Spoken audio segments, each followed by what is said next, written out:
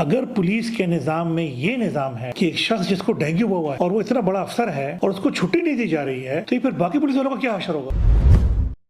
ان کے ساتھ کتنی زیادتیاں ہوتی ہوں گی. لیکن اس واقعے کے پیچھے پولیس کی کون کون سی کمزوریاں تھیں. ان کے کسی افسر نے ان کو ٹائم پہ چھٹی نہیں دی، اس کو تو نوکری سے بالکل نکال دینا چاہیے، اس کو ٹھیک ٹھاک جرمانہ کر دینا چاہیے،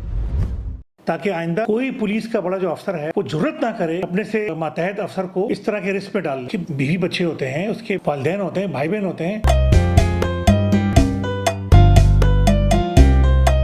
نہیں، اس پہ تو پراپر جی اے ٹی بننی چاہیے تاکہ اس کی تہہ تک پہنچ سکے کہ یہ اس کی کیا وجوہات تھی. کیونکہ ضروری نہیں ہے کہ ہم یہ نہیں کہہ رہے کہ اس پہ خدا نخواستہ کوئی خودکشی کر ہے تو خودکشی ہوگی، اس کا بھی پتہ چل جائے گا، لیکن مور پرابلی خودکشی ہوئی ہوگی. لیکن اس کے پیچھے سائیکولوجیکل اور سائیکیٹرک کیا ایشوز تھے، تو اس سے اگر اس کی جی اے ٹی بنے گی، اس پہ بحث مباحثہ ہوگا سوشل میڈیا پہ، تو ذرا یہ ایشو پروموٹ ہوگا کہ یار یہ سائیکیٹرک ایشو پوری دنیا میں، صرف پاکستان میں نہیں، پوری دنیا میں کتنا بڑا ایشو ہے. مطلب جس طرح بخار ہے، جس طرح بلڈ پریشر ہے، جس طرح شوگر ہے، یہ بھی ایک بیماری ہے، لیکن اس کو کوئی مانتا نہیں ہے. کہ لوگ اس میں غلطی کرتے ہیں بہت بڑی، اور یہ غلطی کرتے ہیں کہ آپ کسی کو بولیں کہ جب آپ کسی سائیکیٹرسٹ سے جا کے مل لیں، سائیکالوجسٹ سے جا کے مل لیں، کسی سے جا کے کوئی بات چیت کر لیں آپ اس طرح کے کسی آدمی سے، تو لوگ کہتے ہیں کیوں میں پاگل ہوں. تو یہ فرق جو ہے نا، یہ سمجھانا ہمارے معاشرے میں بڑا ضروری ہو گیا ہے کہ ہم لوگوں کو یہ فرق سمجھا سکیں کہ پاگل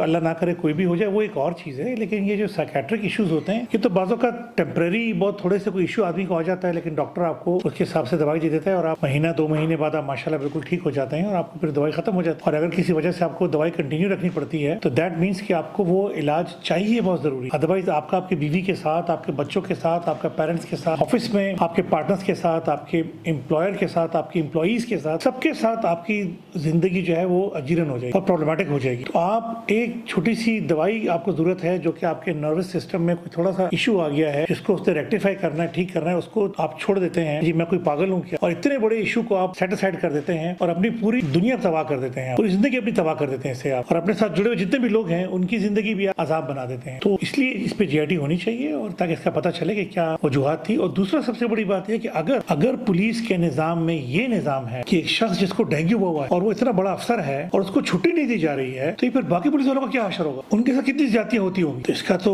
ازالہ ہونا چاہیے، اس کا پتہ لگنا چاہیے، اور پھر پولیس ریفارمز ہونی چاہیے. پولیس ریفارمز تو ویسے بھی بہت ضروری ہیں، لیکن اس واقعے کے پیچھے پولیس کی کون کون سی کمزوریاں تھیں تو ان کو بالکل اس کو پکڑنا چاہیے. اور اگر ان کے کسی افسر نے ان کو ٹائم پہ چھٹی نہیں دی، اس کو تو نوکری سے بالکل نکال دینا چاہیے، اس کو ٹھیک ٹھاک جرمانہ کر دینا چاہیے، تاکہ آئندہ کوئی پولیس کا بڑا جو افسر ہے وہ جرات نہ کرے اپنے سے ماتحت افسر کو اس طرح کے رسک پہ ڈال. کہ بیوی بچے ہوتے ہیں، اس کے والدین ہوتے ہیں، بھائی بہن ہوتے ہیں، آپ کیسے کسی کو اتنے بڑے رسک پہ ڈال سکتے ہیں. تو اس پہ انشاءاللہ تعالی ہم ضرور کورٹ سے رابطہ کریں گے، اور اگر انہوں نے ہمارا کیس ایکسیپٹ کیا، جس کی میری بڑی التجا ہوگی کہ ہمارا کیس ایکسیپٹ کیا جائے اور اس کے لیے جی اے ٹی بنائی جائے اور اس کے ڈیپتھ میں جایا جائے، اور اس میں کہیں نہ کہیں پر پولیس بڑے افسرانوں کی غفلت لازمی ہو اور ان کو پھر پوری اس کی سزا ملنی چاہیے انشاءاللہ.